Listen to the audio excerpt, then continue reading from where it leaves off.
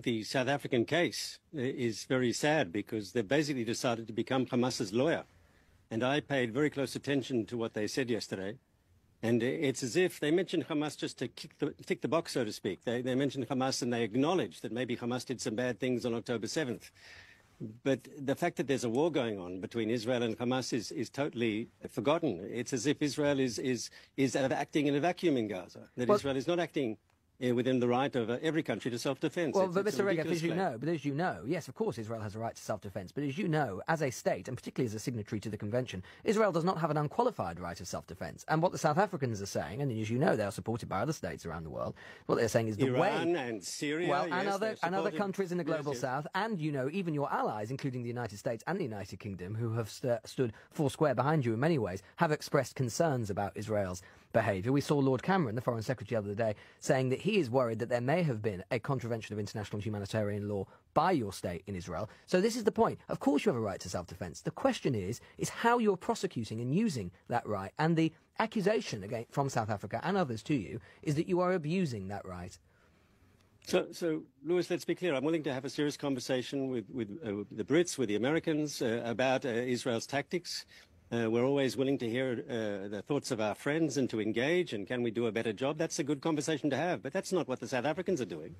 The South Africans have adopted full, life, how do you say it, in total, the Hamas narrative, and they're accusing Israel of genocide. This is a baseless claim. I think the Americans said this is without any merit. But this charge of genocide is totally preposterous. It's outrageous. But, Mr. Regev, I mean, isn't it the point that you have laid yourself open to that accusation in the manner in which you've conducted this war?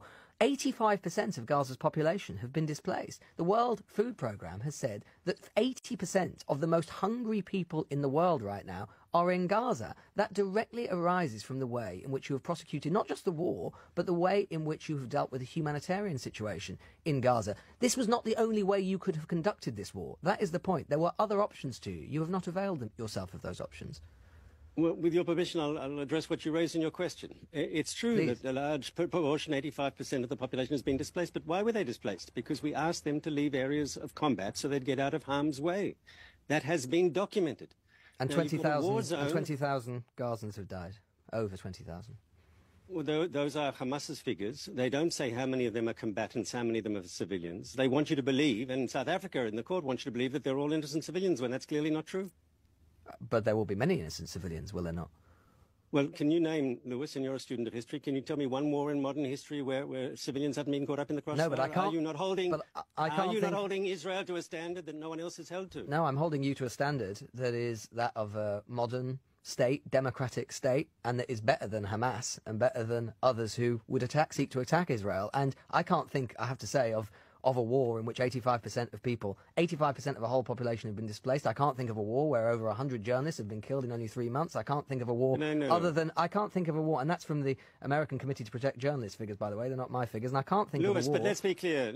If you talk about the journalists, let's first of all state the obvious fact that Israel is the only country in the region that protects and defends the freedom of the press. We're the only country that has a press that can criticize the government. Predict or to portray Israel as some enemy of the free press is frankly ridiculous, especially when you compare to who we're fighting against. We're talking about what has happened since, and of course, but to say that Israel is deliberately targeting Hamas propaganda, would you have you believe Israel deliberately targets journalists? That's just not true. I didn't suggest that you were deliberately targeting them, but what I am saying is that it is a mark of just how severe and how profound the situation in Gaza is that so many journalists have been killed in such a short period. More journalists have been killed in 3 months of Israel's war on Gaza than in all of World War II or the Vietnam War. In 2022, which is when the invasion happened, 15 journalists and media workers were killed in Ukraine. In the whole of 2022, over 100 have died in 3 months. That is, I mean, the journalists are just a small part of all of this, but that is a sign of just how profound and totalizing Israel's action against the civilian population of Gaza has been. Israel's operation is against the Hamas military machine. Yes, it's not against the civilians.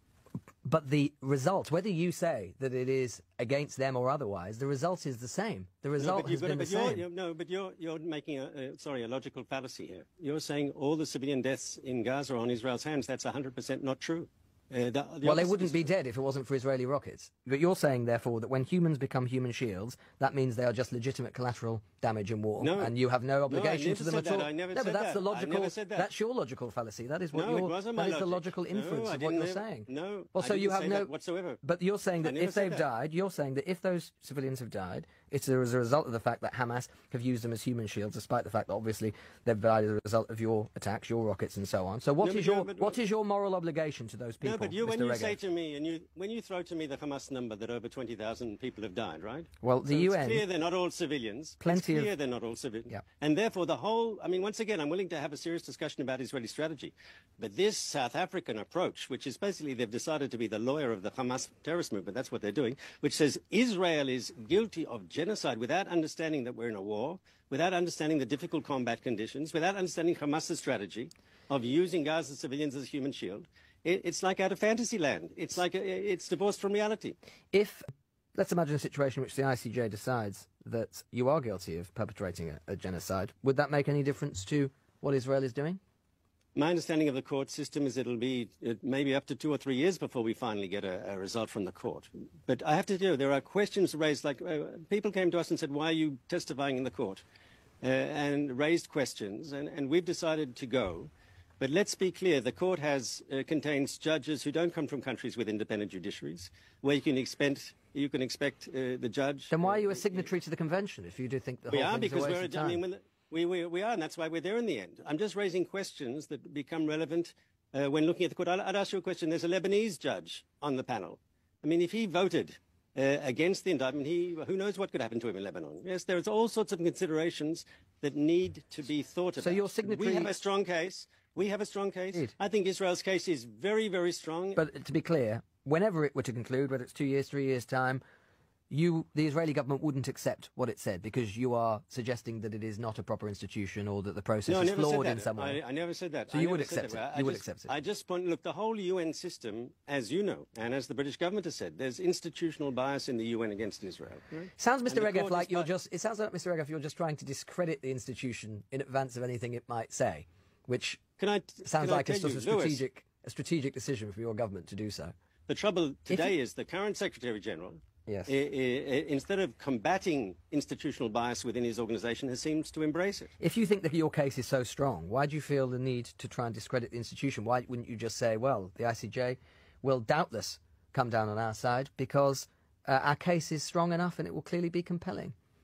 Because I'm aware of the institutional bias in the UN. I mean, you have all these votes in the United Nations where these automatic majorities against Israel. It happens almost routinely. Well, perhaps that's because world opinion is not on your side. Your own government has spoken out.